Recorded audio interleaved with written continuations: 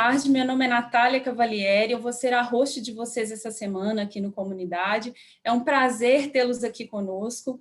Hoje nós temos dois convidados muito especiais. Antes de apresentá-los, eu vou dar dois lembretes para vocês. O primeiro é que, caso você ainda não tenha se inscrito, se inscreva no nosso canal e ative as notificações para poder receber aí as informações sobre as publicações da Fundação. E o segundo lembrete é que eu sou a porta-voz de vocês aqui nesse bate-papo. Por isso, fiquem à vontade e estejam abertos para trazer suas perguntas aqui no chat, que na medida do possível nós vamos respondê-los, né? O tema que nós vamos trabalhar aqui hoje é o papel das organizações e pessoas no contexto da crise. E para trabalhar esse tema tão especial, nós temos aqui hoje a Lívia Baracá. A Lívia ela é professora de Impacto Positivo e Negócios Internacionais na Fundação Dom Cabral. E temos o Gilson Rodrigues. O Gilson hoje é líder da União Associação de Moradores de Paraisópolis. Sejam muito bem-vindos, pessoal. Obrigada, Natália. Obrigada aos ouvintes. Muito obrigado. Um prazer poder estar aqui com vocês. Hoje nós vamos trabalhar sobre um tema que tem sido falado ultimamente, que são os impactos da Covid-19, e muito tem se falado sobre os impactos do ponto de vista econômico. Hoje nós vamos trazer os impactos do ponto de vista social, e especificamente falando do Brasil, que é um país assim que nós já temos um histórico grande de desigualdade e histórico grande também de desemprego e trabalhos informais. Eu vou começar com a Lívia. Lívia, eu queria que você trouxesse um pouco para a gente como são os impactos sociais na Covid-19. Tá, ok. Bom, boa tarde a todos, boa noite, bom dia para quem for assistir, né, essa edição gravada. E esse debate é muito relevante, porque a gente tem falado muito realmente, né, dos impactos econômicos dessa crise e negligenciado muitas vezes os impactos sociais. E quando a gente fala dos impactos sociais do Covid, a gente está falando de vários impactos que são profundos, né, na nossa sociedade. Então, ele tem um impacto na saúde física e mental da população, né, na questão da mortalidade em si, da disseminação, que né, o aspecto mais urgente para ser olhado. E tem outros impactos em decorrência disso, que são os impactos, né, nas condições humanas de vida, nas condições da população, na questão da renda, na questão da desigualdade, como a Natália nos trouxe, né? Então, a gente sabe o quão dramática é hoje a situação de alguns países que já estão passando, né, por um estágio de contágio mais avançado, como alguns países europeus, como a Itália, a França, a Alemanha, a Espanha, né, o que a China já passou, já começou uma segunda onda, né, o que tem ocorrido nos Estados Unidos também, com uma disseminação rápida, né? Isso todos nós estamos acompanhando diariamente, dados de infectados, de mortes. E aqui no Brasil, nós ficamos torcendo para que o isolamento social seja capaz de achatar essa curva, né, que já foi vivenciada por outros países. Né? No entanto, aqui no Brasil, as projeções que têm sido feitas, muitas vezes, elas se baseiam em países que são mais desenvolvidos do que o Brasil, né? Com condições de vida e saúde muitas vezes mais favoráveis. Né? Só para dar um exemplo, aqui alguns desses países que eu mencionei, se a gente for olhar os índices de desenvolvimento humano, que levam em conta questões de bem-estar, questões de saúde, de longevidade, de distribuição de renda, entre outros, os Estados Unidos, por exemplo, é o 8º país no mundo em termos de IDH, de Índice de Desenvolvimento Humano. A Itália está em 27º lugar, por exemplo, e o Brasil, ao contrário, ele está em 75º lugar, dentre 188 nações. Então, isso começa a nos mostrar o quão grave é a situação e com qual seriedade realmente que ela precisa ser olhada, né? O Brasil ele é um dos países com mais alto nível de desigualdade no mundo, e sabemos também que temos uma população vulnerável, uma população carente expressiva, e que né, na hora que a gente começa a avaliar de fato os riscos de contaminação, a gente vê que o impacto social ele pode ser muito maior caso a gente realmente não dê a devida atenção, né, que é o que estamos tentando fazer aqui, né, trazendo essa discussão, trazendo essa conscientização e trazendo dados também.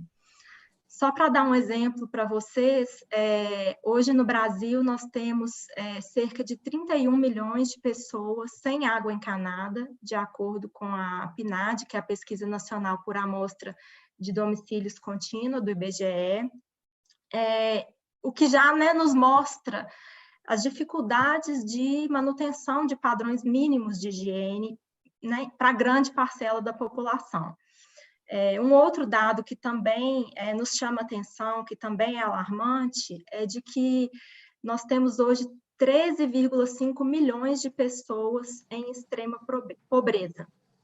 E quase a totalidade dessas pessoas vivem em favelas, que são ambientes quase que esquecidos, né, das projeções e dos debates econômico e político que nós estamos vendo hoje, né? Então, a situação, né, a gente vê o tanto que a situação realmente merece essa nossa reflexão, não apenas a reflexão, mas também a articulação da sociedade como um todo, e principalmente ações para mitigar os efeitos negativos na população, né? Falando, então, um pouco mais, né, pensando nessas comunidades em maior vulnerabilidade, como eu disse, 13,5 milhões de pessoas na extrema pobreza, e dessas, a gente tem no Brasil 11 milhões de pessoas que vivem em casas superlotadas. O que são essas casas superlotadas? São residências com mais de 3 moradores por dormitório.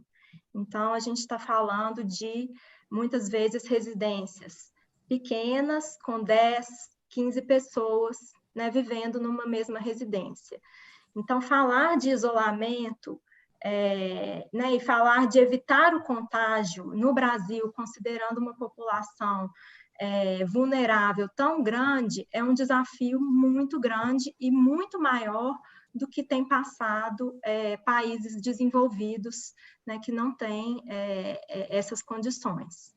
A falta de saneamento básico, difíceis condições de higienização também, de locais de maior vulnerabilidade, são um agravante nessa situação, né?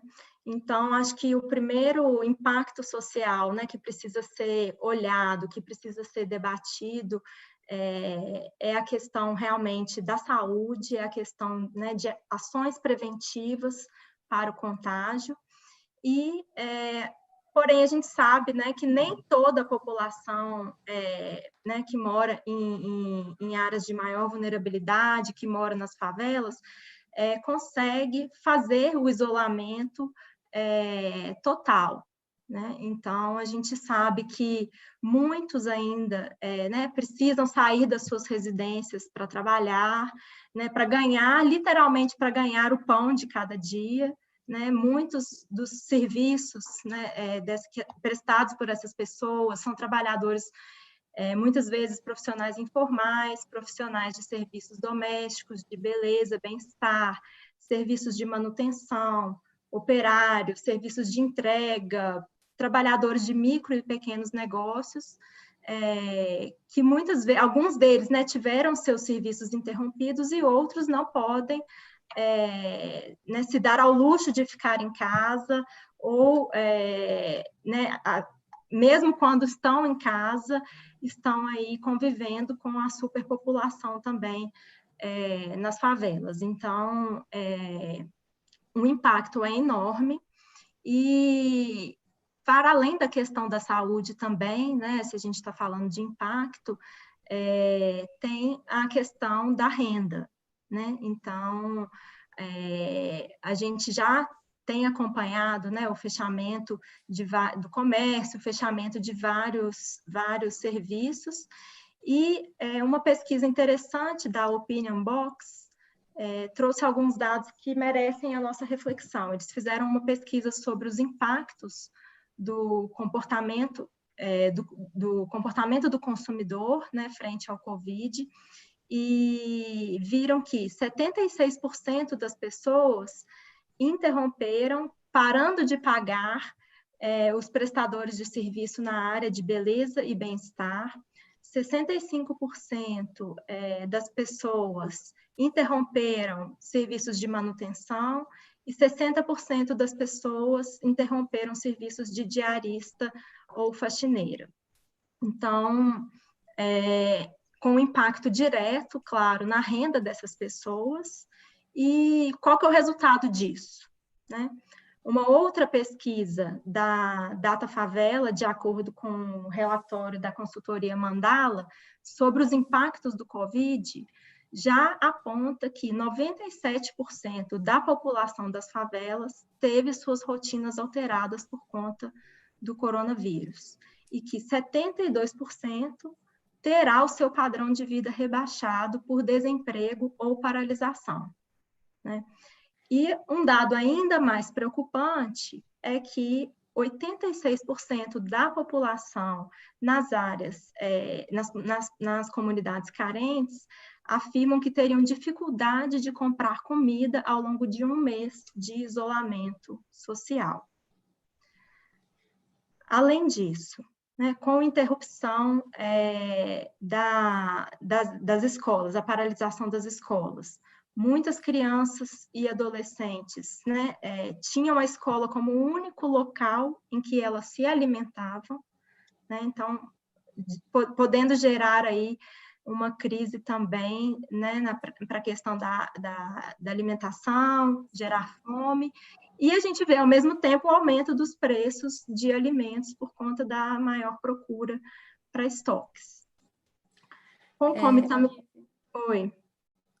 Eu queria pegar um gancho na sua fala e trazer o Gilson para ele tangibilizar um pouco essa situação para a gente. Gilson, você é um dos idealizadores do G10. O G10 das favelas é um bloco, do ponto de vista econômico, das 10 maiores favelas do Brasil, né? Esse bloco ele se uniu com o intuito de juntos poderem motivar os negócios locais, os negócios sociais. E eu queria que você trouxesse um pouco esse cenário do impacto social, do ponto de vista das comunidades do Brasil e também do ponto de vista de Paraisópolis, onde você é líder hoje. Sim, o G10 é o bloco de líderes e empreendedores sociais de impacto das 10 principais favelas do país, as que mais prosperaram no último ano. Só essas 10 favelas consumiram, no ano passado, 7 bilhões de reais. Ou seja, a gente passou do discurso de que a favela coitada, mas a favela com potência e como agente da sua própria transformação e agente transformadora do Brasil, geradora de emprego e de oportunidades. Para você ter uma ideia, a favela movimentou em 2019 120 bilhões de reais, ou seja, foi muito dinheiro, e a favela estava sendo tratada como um novo pote de ouro que estava surgindo, ainda inexplorado, ainda com muitos preconceitos e com muitos tabus colocados para grandes empresas estarem dentro das favelas. E Paraisópolis foi um pouco exemplo nesse cenário, porque a gente conseguiu instalar aqui uma série de redes do varejo, conseguimos instalar aqui 4 bancos, conseguimos potencializar a nossa economia, que empregou e emprega 21% da população que trabalha. Então, esse cenário é um pouco o cenário das outras também 9 favelas e de outras favelas que não estão no conjunto do G10, mas que são G10 e que também estavam prosperando. Nesse cenário do Covid, essas favelas elas estão ainda mais, vão sofrer ainda mais, porque além da crise do desemprego para fora, para o asfalto, ela sofre uma crise do emprego dentro da favela, que isso é reforçado com os números, né? Então, ou seja, se nós já tínhamos uma situação de desemprego altíssima no país, aqui em Paraisópolis nós tínhamos 8 mil pessoas cadastradas no projeto LinkedIn da Favela, que é o Emprega Comunidades, agora esse trabalho foi reforçado, esse desemprego foi reforçado ainda mais com o comércio não podendo abrir, e com outros empregados na linha de serviços que foram demitidos no último período e deixados largados à sua própria sorte. Ou seja, o impacto econômico é um impacto violento para as favelas, o impacto social é avassalador, e a gente percebe que, neste momento, não tem ainda, nesse momento, uma política clara com relação à favela desse país, à economia das favelas deste país. Então, se em 2008, 2009, nós dizíamos que as favelas estavam prosperando, e realmente estavam, que 40% da população sonhavam em empreender e estavam empreendendo. Agora, essa população se vê largada à sua própria sorte, largada à morte, largada com seus comércios fechados, sem uma perspectiva de um programa e de uma lei específica para garantir que a sua economia possa se manter viva, bem como os seus moradores. E aí eu vou passar a pergunta para a Lívia. Lívia, diante desse cenário que vocês dois trouxeram para a gente, eu queria saber como nós, como indivíduos e também como organizações, podemos contribuir para mitigar os impactos dessa crise social que se avizinha. Acho que nada como ouvir, né, diretamente do Gilson sobre como está essa situação, porque por mais que a gente realmente veja dados, como eu trouxe, e acompanhe né, do conforto das nossas casas, o que tem acontecido, né, sem estar vivenciando na pele, a gente não tem a dimensão real do problema. Então, acho que é muito importante a gente ouvir, né, essa perspectiva do Gilson e pensarmos juntos, né, qual que é o nosso papel em mitigar, né, os impactos dessa crise. A gente vê que a sociedade tem se mobilizado de diferentes formas, né, cada um tem o seu papel, né, pode fazer algo. Então, existem as medidas governamentais que já têm sido tomadas, né, de proteção do emprego, mas a gente vê que no curtíssimo prazo essas ações são insuficientes, perto do tamanho do desafio que nós temos, e dessa forma é importante que a sociedade realmente se mobilize para tomar algumas ações.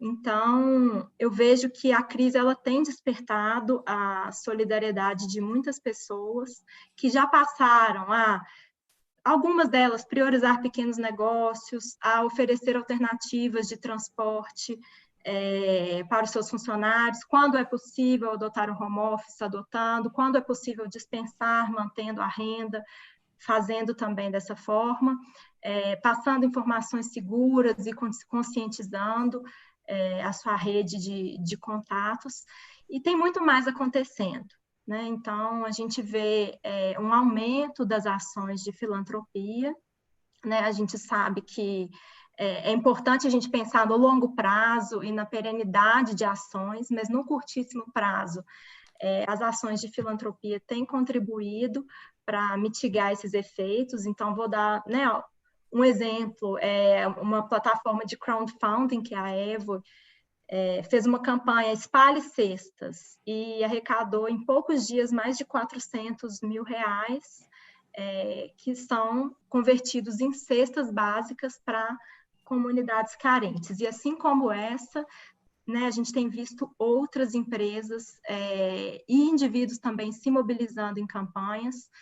E só para citar um outro exemplo também, antes da gente ouvir, né, o Gilson aí sobre a situação de Paraisópolis, acho que ele tem feito um trabalho fantástico que merece, né, a nossa atenção. Uma outra campanha também da Associação Brasileira de Captadores de Recursos, com participação de mais de 50 grandes empresas brasileiras que já arrecadaram no momento quase 1 bilhão de reais, 865 milhões de reais para projetos de impacto, como construção de anexos em hospitais, como auxílio para importar testes, para importar máscaras, enfim, todas as questões mais urgentes da saúde, né, que pedem essa atenção. Gilson, aproveitando essa fala da Lívia, eu queria que você trouxesse um pouquinho para a gente Como que vocês têm agido para frear o avanço do Covid-19 dentro de Paraisópolis, né? Pensando que Paraisópolis hoje tem 100 mil habitantes e é a quinta maior comunidade do país.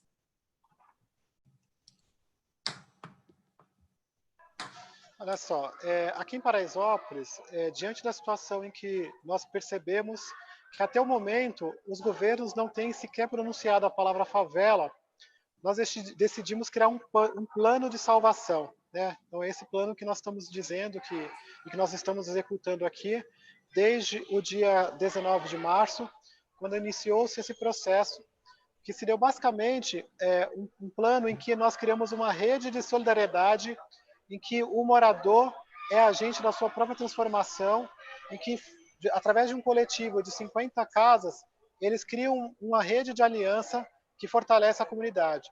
Então, como é que nós estamos fazendo? São 4 iniciativas. A primeira iniciativa a cada 50 moradores, a cada 50 casas, nós temos um voluntário que é denominado presidente de rua. Esse presidente de rua tem algumas responsabilidades, dentre elas, ajudar a distribuir as doações, ajudar a chamar a ambulância, ele monitora essas famílias através de um grupo do WhatsApp, e quando identifica que existe alguma situação de emergência ou alguém doente nessas famílias, ele pode acionar o socorro, que é através das ambulâncias. Então, essa é a primeira fase que nós decidimos, que nós deveríamos ter 420 presidentes de rua, totalizando 21 mil domicílios de Paraisópolis, para que a gente pudesse atender de forma rápida e poder comunicar com a população, que é muito grande, de maneira efetiva. Então, essa foi a primeira iniciativa.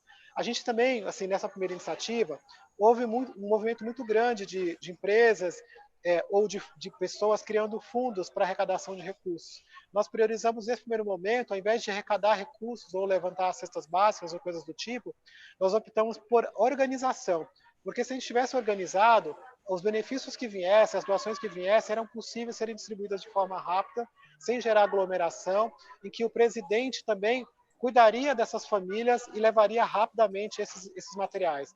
Que a gente percebe também que, com o decorrer da crise, é possível que muitas das doações que têm sido arrecadadas não cheguem para a população que mais precisa, porque nos próximos dias o cenário que vai ser estabelecido no Brasil, diante de uma falta de política pública, é de caos, possivelmente de guerra civil. Então a gente decidiu se organizar através do comitê do bairro, em que esse comitê do bairro, ou da comunidade, ou da favela, então tendo as adaptações, aqui é o comitê da favela Paraisópolis, se organiza através de um presidente de rua, que cuida de 50 casas, que tem 420 presidentes de rua, que cuida de 21 mil famílias. Então é esse desenho que a gente fez. A segunda decisão que nós tomamos para nos organizarmos foi que, entendendo que o SAMU não vem em Paraisópolis, que é o principal serviço de ambulância, que é o serviço de ambulância público no país, ele não chega em Paraisópolis. Então, nós decidimos que deveríamos ter ambulâncias para que, pelo menos, os moradores tivessem uma chance de chegar até a AMA, de chegar até o hospital.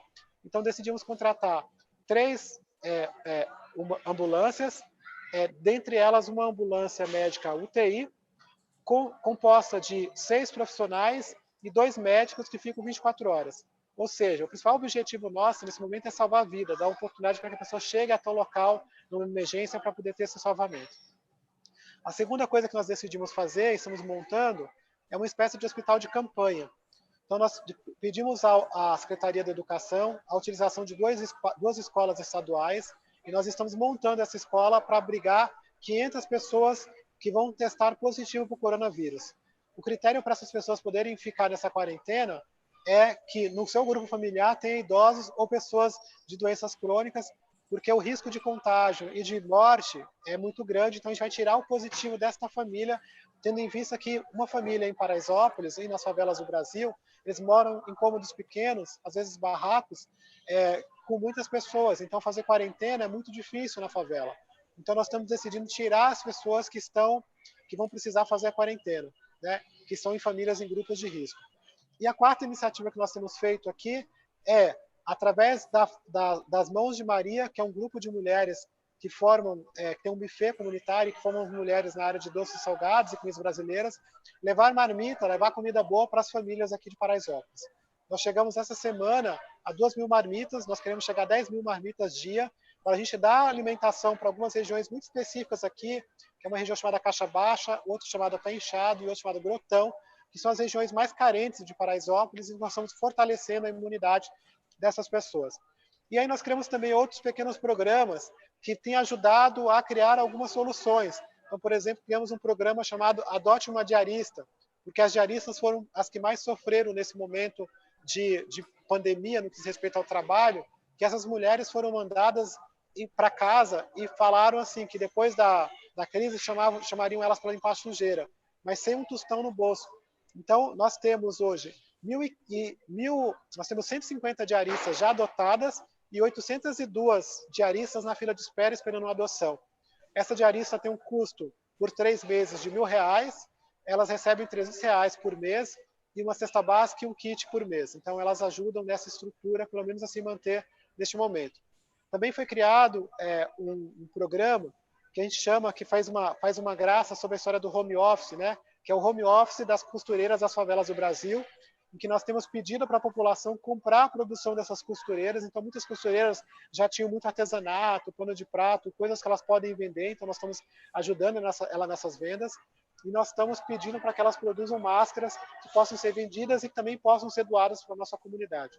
Então, nós criamos um conjunto de iniciativas, e esse conjunto de iniciativas tem sido replicado por outras favelas. Então, na Rocinha, no Rio, está acontecendo a mesma coisa, o Comitê da Favela da Rocinha, no Morro do Alemão também está acontecendo, em Coroadinho, em Maranhão, em Conglomerados da Serra e Belo Horizonte está acontecendo, algumas comunidades aqui no Capão Redondo, no Campo Limpo, na Zona Leste, na cidade de Tiradentes, em Guaianazes. Então, esse modelo de organização em que a própria comunidade se ajuda, ele tem servido de ferramenta para que as pessoas possam se organizar, para que no momento de crise a gente possa contar pelo menos uns com os outros, porque a gente está vendo que não consegue contar com o governo. Nós tínhamos ali no governo federal um técnico, que era o ministro Mandetta, que acaba de ser anunciado que ele vai ser demitido. Ou seja, olha que situação que nós temos, em que a nível federal a palavra favela não é pronunciada, que 13 milhões de brasileiros que são os moradores de favela são ignorados, e agora alguém que a gente tinha ali lúcido, pensando efetivamente no Brasil de como criar uma crise, agora há poucos minutos demitido do cargo de ministro. Então é uma situação bastante difícil, em que a gente não tem um presidente que honra a nação, que consegue pensar efetivamente na população mais carente, que ajude a gente a se mobilizar pela nossa vida. O que a gente tem visto nesse momento, na verdade, é uma desmobilização para que as pessoas voltem para as ruas. E aqui, depois do pronunciamento do presidente, as pessoas voltaram para as ruas, os comércios começaram a abrir novamente. Então, é uma irresponsabilidade. E tudo que aconteceu no Brasil de ruim, a presidência da República, ele se torna corresponsável. Então, as favelas estão tentando se salvar, mas ainda a gente tem do governo nenhuma ação efetiva que, de fato, vai trazer uma iniciativa para salvar as favelas, seja no desrespeito ao trabalho social, seja ao trabalho econômico. Tudo que tem sido feito de forma ainda paliativa e demorada. Nós estamos sofrendo aqui uma situação muito complicada que tem acontecido nas favelas inteiras, que é a falta d'água. Então, a gente olha na televisão, as pessoas falam, olha, tem que usar álcool gel, tem que usar máscara. Isso é artigo de luxo hoje para a gente, né? Tem que lavar as mãos de tempos em tempo. Aqui em Paraisópolis está faltando água, falta água de noite, falta água durante os finais de semana. Então, nem esse direito de poder fazer a nossa higiene em casa nós estamos tendo, e é uma ação que precisa ser resolvida agora. No caso de Paraisópolis, por exemplo, temos água durante o dia, mas à noite, final de semana, não tem. Então, é um racionamento velado que a Sabesp tem feito aqui. Então, não adianta ela distribuir caixas d'água, 1.200 caixas d'água para a população, não vai resolver o problema. Ela tem que fazer é garantir água 24 horas para a população. Então, são medidas que parecem simples e que... Acho que a gente teve um pequeno problema com a transmissão do Gilson. Gilson, você nos escuta? Gilson? Oi, estou aqui. A sua transmissão foi interrompida por alguns segundos. Você pode voltar, por favor? Você está falando sobre a questão do racionamento de água. Estou dizendo que não adianta a Sabesp, o governo, propor colocar caixas d'água. A Sabesp fez uma iniciativa de doar 1.200 caixas d'água aqui em Paraisópolis, né? O que nós queremos é água 24 horas na nossa torneira. Então, existe um racionamento velado aqui. Então, alguns direitos, como home office, quarentena, álcool gel, lavar as mãos ao momento que tocar em alguma coisa, isso aqui para a gente não é uma realidade. E a gente olha para a televisão e a televisão está se comunicando com a gente, né, e o próprio governo, de uma forma que a gente não está entendendo. E é por isso, e não é à toa que as favelas estão lotadas, e não é à toa que a gente tem visto que a população acredita, a população mais carente tem acreditado que o coronavírus é uma doença de rico. Mas a realidade é que ela já chegou na favela. Em Paraisópolis, nós temos 15 casos positivos, nós temos quase 4 mortes suspeitas aguardando resultado, ou seja, já chegou, e nós estamos aqui nos preparando para uma situação ainda pior, tendo visto o abandono que nós estamos vivendo. Gilson, uma pergunta que eu vou trazer aqui para você, primeiramente, é a pergunta da Cíntia. Ela pergunta que apelo que você faria diante dessa situação que você está trazendo para as empresas e executivos no apoio às comunidades. O nosso principal apelo para toda a sociedade e para os executivos e para a sociedade no geral é que não vá para casa para o seu home office, para o seu álcool gel, usar sua máscara e deixe o povão na rua. É inadmissível que a sociedade não cobre do governo que ele faça uma ação específica para as favelas. A gente não quer ficar correndo atrás de doação, de cesta básica, de esmola, aqui, assim, sendo o mais sincero possível. A gente está atrás de política pública. Nós estamos tendo que pedir ajuda da sociedade, eu sou muito grato às pessoas que têm nos ajudado, mas só tem essa necessidade porque o governo não está fazendo a sua parte. Nós queremos que, imediatamente, a nível federal, estadual e nos municípios, que os governos criem uma política específica para salvar as favelas. Não dá para ignorar as favelas à sua própria sorte. Então, esse seria o nosso principal apelo, que não nos deixem à própria sorte. Porque enquanto muitas pessoas estão na sua quarentena e estão dentro de casa, a gente olha para os ônibus, ainda hoje de manhã aqui em São Paulo, os ônibus estão lotados, o metrô está lotado. E aí fala que não pode circular e que as pessoas estão em casa e que estão fazendo shows na sacada dos seus prédios. Isso não é realidade, isso é fake news para a gente. A realidade aqui é que existem milhões de brasileiros nas favelas circulando ainda, acreditando que o vírus não vai chegar, não podendo fazer quarentena, sendo demitidos à sua própria sorte, e os que podem trabalhar continuam circulando por aí, ônibus lotados, transmitindo o vírus para cima e para baixo e trazendo o vírus aqui para a comunidade. Então, esse é o nosso primeiro apelo. O segundo apelo é que, sim, já que a gente está se organizando e que tem tantas favelas no Brasil se organizando, que apoie. Nós precisamos de apoio. Para vocês terem uma ideia, as nossas ambulâncias aqui custam R$5.000 por dia. Nós não temos esse dinheiro para pagar. Mas nós contratamos assim mesmo, confiando que as empresas, os empresários, as pessoas e a nossa própria comunidade iria se unir para pagar esse serviço. Porque vai chegar uma situação de calamidade aqui, em que as pessoas vão começar a cair e morrer nas ruas. Então, nós não sabemos como agir diante de uma situação de abandono. Gilson, você nos escuta? Oi? Esse é o nosso principal apelo, que a gente tem pedido para que as pessoas cobrem do governo e que apoiem as iniciativas A conexão da comunidade. Sua conexão está um pouquinho instável, mas eu acredito que a gente tem conseguido escutar tudo. Eu vou trazer uma pergunta agora para a Lívia, da Natália Araújo Ribeiro Rodrigues. Como RH, Lívia, como podemos contribuir para esse papel social das organizações? Bom, Natália, de diversas formas, né? A gente falou muito aqui sobre ações de filantropia, que são ações que apoiam no curto prazo, que têm atuado, né, com doações, com campanhas para apoiar as comunidades mais vulneráveis, mas eu vejo também que o mundo já vinha passando por uma evolução e um questionamento grande sobre o papel das empresas no desenvolvimento da sociedade.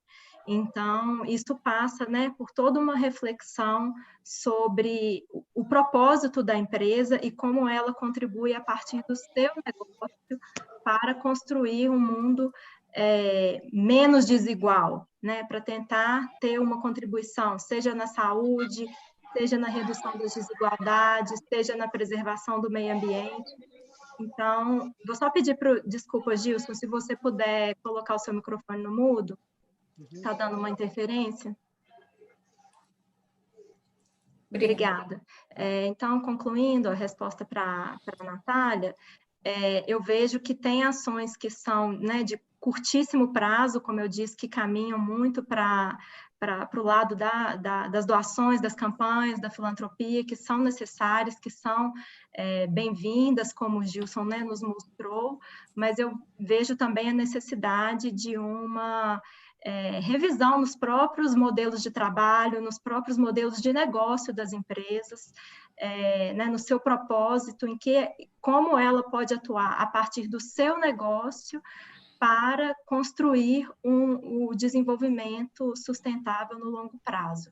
Então, do ponto de vista de RHs, especificamente, né, acho que isso passa também pela questão da cultura, da identidade organizacional, da construção desse propósito, né, de angariar pessoas que compartilhem desse propósito e que estejam dispostas a partir do seu trabalho, a partir do seu negócio, ter uma contribuição efetiva na sociedade, né, muito além de questões de responsabilidade social e de filantropia, que às vezes são tratadas à parte do negócio.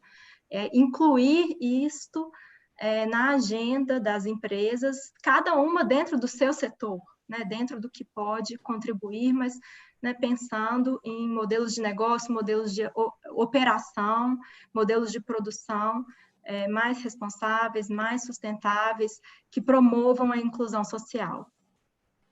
A própria Natália, Lívia, pede mais alguns exemplos. O que vocês têm visto as empresas privadas fazerem para auxiliar nesse contexto? Uhum. Bom, vou dar um outro exemplo que eu achei bastante interessante. O exemplo é uma questão de disponibilizar tecnologias, né? Então, por exemplo, a Inloco, que é uma empresa de geolocalização, ela rapidamente desenvolveu, frente a essa situação, um algoritmo que permite a autoridades da saúde avisar as pessoas quando elas estiverem num lugar no qual passou antes outras pessoas infectadas. Um sistema que me parece similar ao que foi adotado pela Coreia do Sul, que foi muito bem sucedida em conter a contaminação em determinado momento, quando ela conseguiu, a partir de aplicativos de celulares, testar, né, as pessoas testavam, informavam pelo aplicativo de celular, e aí acontecia um mapeamento geral de onde estava a maior concentração de vírus. Essa é uma contribuição que a Inloco, por exemplo, está dando por ser do setor de tecnologia, né?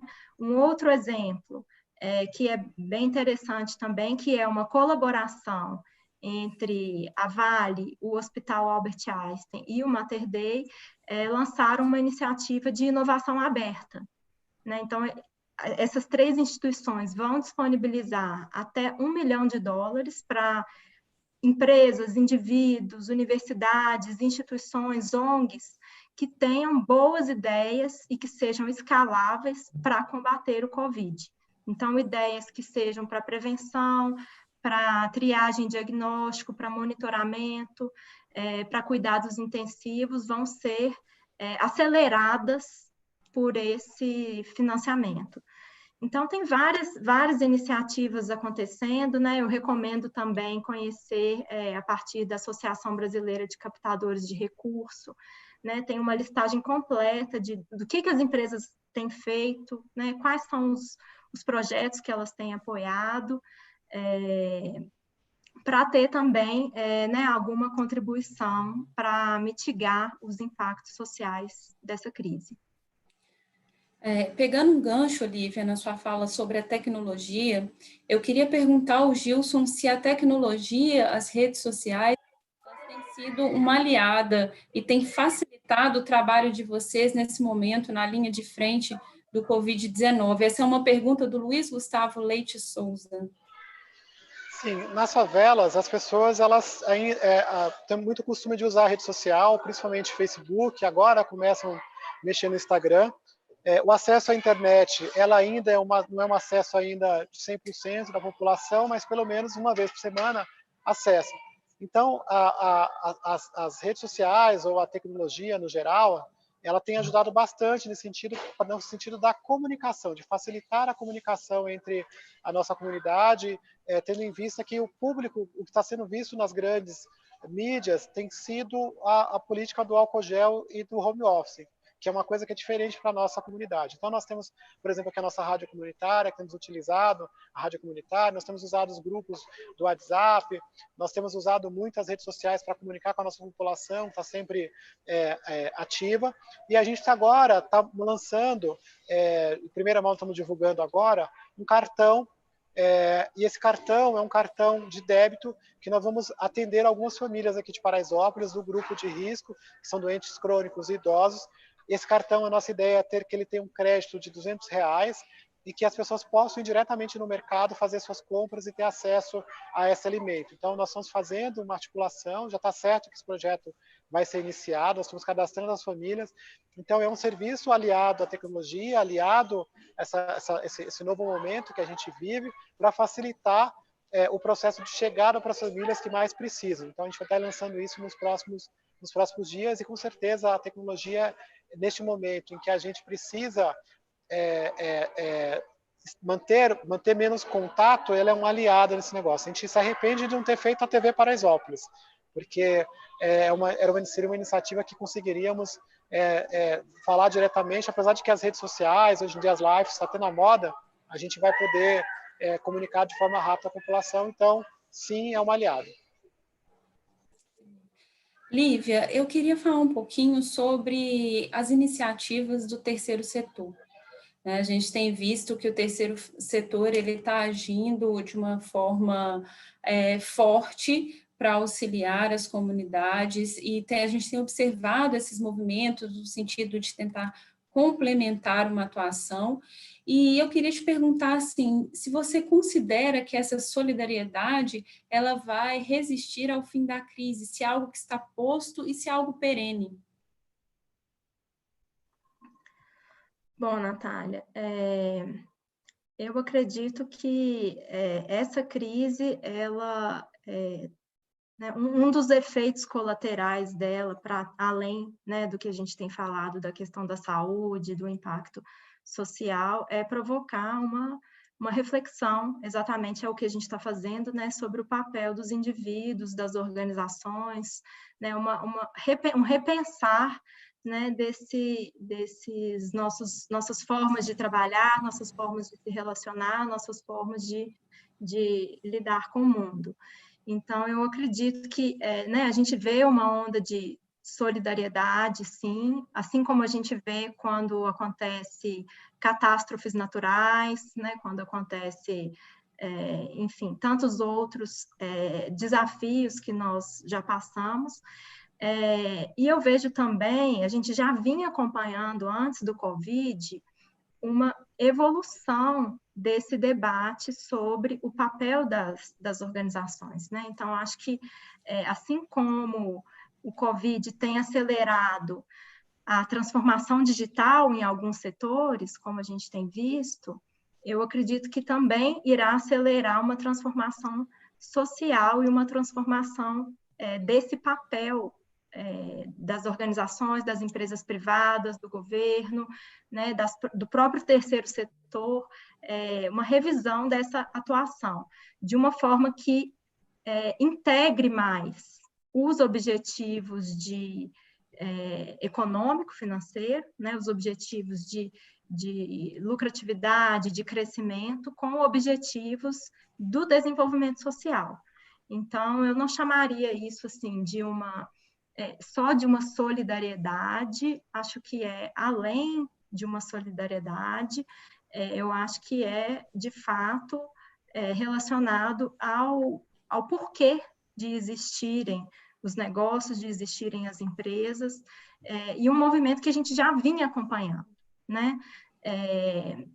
Só para dar um exemplo, né, no final de 2019, os CEOs das maiores corporações mundiais se reuniram nos Estados Unidos e formalizaram o seu interesse em criar mais valor para a sociedade, né? Em ter uma economia que não seja voltada apenas para os acionistas, para os shareholders, mas que seja uma economia também voltada para os stakeholders, que é um público ampliado, que afeta e é afetado pela organização, que inclui, né, as comunidades, que inclui os funcionários de uma forma mais ampla, que inclui o meio ambiente, etc. Então, a gente já vinha acompanhando esse movimento, né? A gente já né, viu ondas crescentes aí de debate trazidas pelo movimento do capitalismo consciente, pelas B Corps, pelo movimento Game Changers, entre tantos outros, e eu acredito que essa crise vai fazer com que esse debate ganhe mais relevância, e que as pessoas e as organizações passam realmente a se questionar.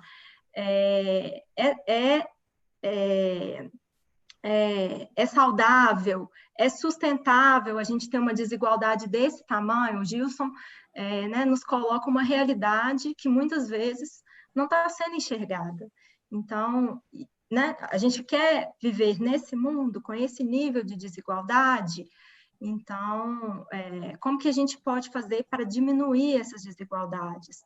Então, eu acredito que esse debate vai permanecer, vai ganhar intensidade, e acho que novos modelos de negócio podem surgir como efeito colateral dessa crise. Ótimo. Gilson, eu gostaria de te trazer uma pergunta da GM Serviços de Apoio à Educação.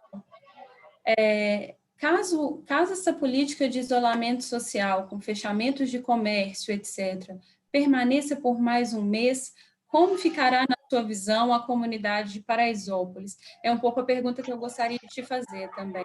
Diante de todos esses esforços para combater o Covid, para frear esse avanço, qual que são as suas projeções dentro da comunidade?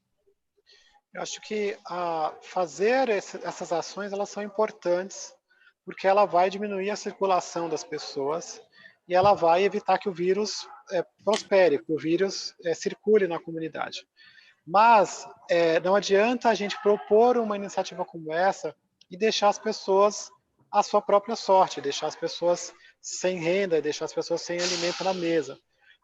O que nós temos visto aqui de projeção, que é o que já está acontecendo aqui, é as pessoas começarem efetivamente uma corrida às doações, uma corrida às cestas básicas. Então, existe uma campanha sendo feita, inclusive na televisão, de que tem que estocar comida, de que vai faltar comida. Então, as pessoas começam a ficar desesperadas, primeiro que elas não têm como estocar, segundo que agora elas receberam recentemente seus salários e a comida ficou mais cara. Então, o cenário que a gente desenha para esse próximo período, para os próximos dias, é a ampliação do cenário que nós já estamos vendo, que é um cenário de fome, um cenário de desemprego, um cenário em que as pessoas começam a circular na rua buscando algum tipo de oportunidade, um cenário ainda de descrédito, de achar que a coronavírus é uma coisa para rico, mas os impactos efetivamente estão chegando, quer dizer, eles estão aqui, e a gente já começa a sentir isso de uma forma mais rápida. O que a gente percebe agora? Que com o aumento dos casos positivos e com as situações de mortes que devem começar a acontecer pelo pico que o governo tem mostrado que vai acontecer nos próximos dias, as pessoas vão entrar numa situação de desespero, uma situação de fome, uma situação psicológica de perturbação. A gente tem tido atendimento aqui nas ambulâncias de pessoas literalmente surtadas por conta do medo de ser contaminadas ou de todo mundo vai morrer. Então, isso são coisas que as pessoas não estão, até acha que vai acontecer, mas estão ouvindo falar de longe. Aqui já está acontecendo, a fome já chegou, o coronavírus já chegou, as pessoas estão começando a ficar psicologicamente doentes. A gente precisa de uma comunicação específica para este grupo de pessoas.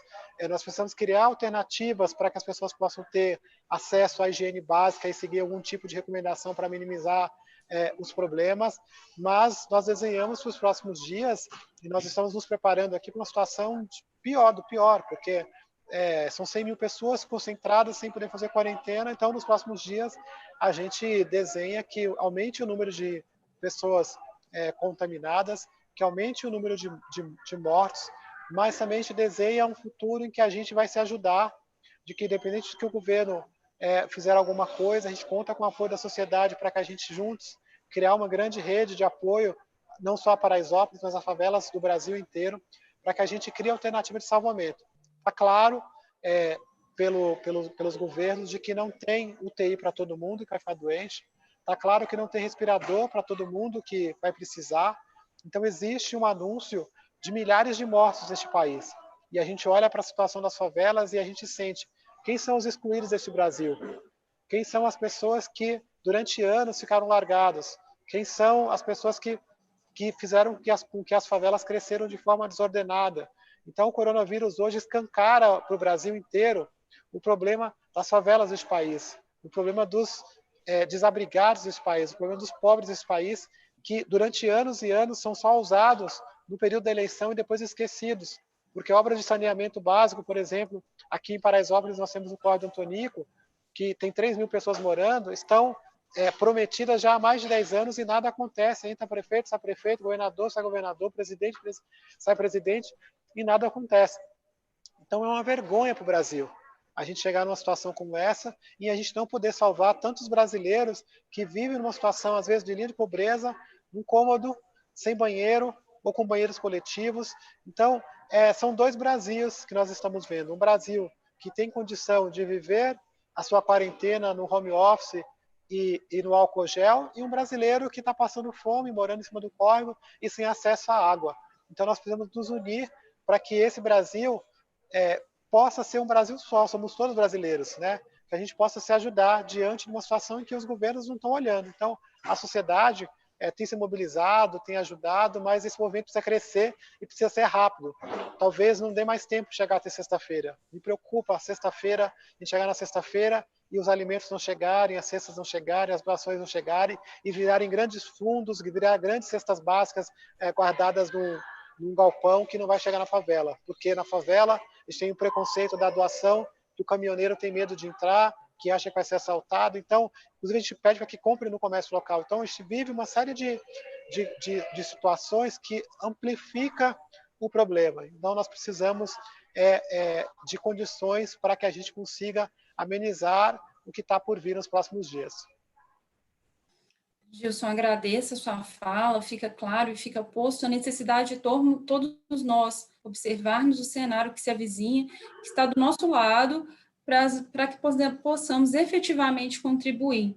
Eu vou trazer uma última pergunta para a Lívia, da Adriana Gontijo, antes de encerrarmos, porque eu acho que ela traz um pouco, talvez possa um pouco, a longo prazo, auxiliar nesse cenário que o Gilson trouxe.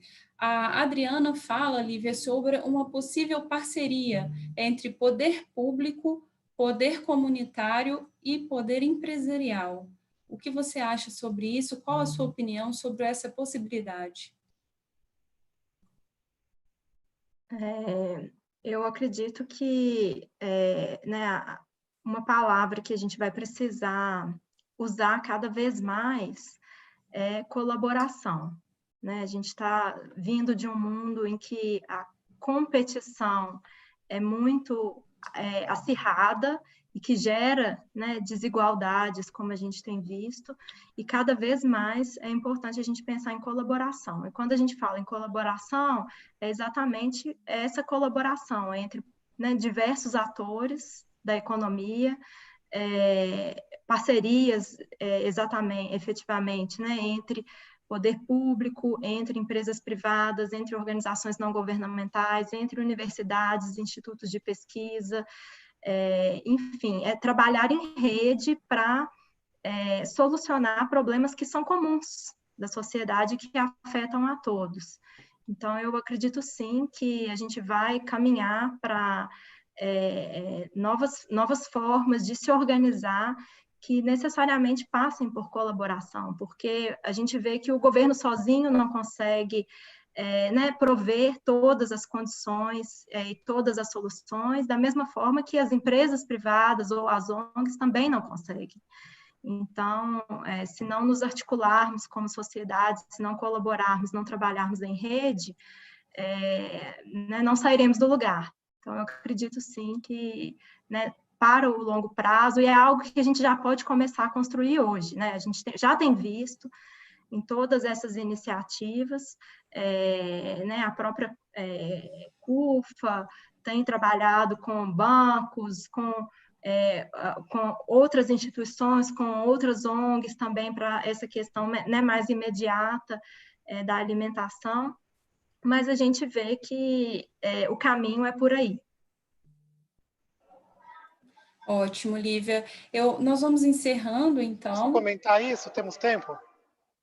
Pode, claro. Eu queria comentar essa coisa do poder, né? Então, ela citou na pergunta dela três esferas de poder, e eu não gosto muito dessa coisa do poder da comunidade, né? Porque isso pode, de alguma forma, nos marginalizar, como a história do poder paralelo ou de qualquer coisa que possa nos atrelar a qualquer tipo de violência, que a gente também é vítima. Nós fazemos parte da sociedade civil organizada, que faz parte deste país e que precisa se unir. Então, a melhor receita neste momento é que a sociedade civil organizada se una com as comunidades, se una independente da classe social, porque o vírus é bem democrático. As pessoas de classe média também vão sofrer com a experiência de que o pobre sempre viveu, que é ir para a porta dos hospitais, mesmo os particulares, e ficarem horas nessa fila do hospital lá para ser atendido. E alguns, inclusive, vão morrer na fila dos hospitais sem poder ter acesso à saúde, como o pobre já está acostumado de alguma forma. Então, é o momento em que a sociedade civil tem dado o exemplo que deve se unir, independente da sua classe social, para fazer o bem, para criar uma rede de apoio, uma rede de ajuda, em que onde a ajuda precisa chegar, chegue, mas chegue de forma rápida. A gente sente aqui em Paraisópolis a demora das iniciativas do governo, e quando se tem uma iniciativa, a demora de chegar, e a gente também sente a demora da sociedade civil. Então, existem muitos movimentos de doação, mas esses movimentos não estão chegando aqui. Eles precisam chegar rápido, senão não vai dar tempo. Tem um planejamento, tem organização, tem o fluxo, aquela coisa toda, mas não temos tempo para essa coisa toda. Precisa chegar as coisas lá, porque a fome já chegou. Então, é um apelo que eu faço, para que a gente se una e que faça com que as coisas cheguem rapidamente nas comunidades, para que a gente não viva nos próximos dias no país uma situação de crise e de guerra civil, e que depois vão acusar a favela, que nesse momento pede socorro, de ser a grande vilã disso tudo.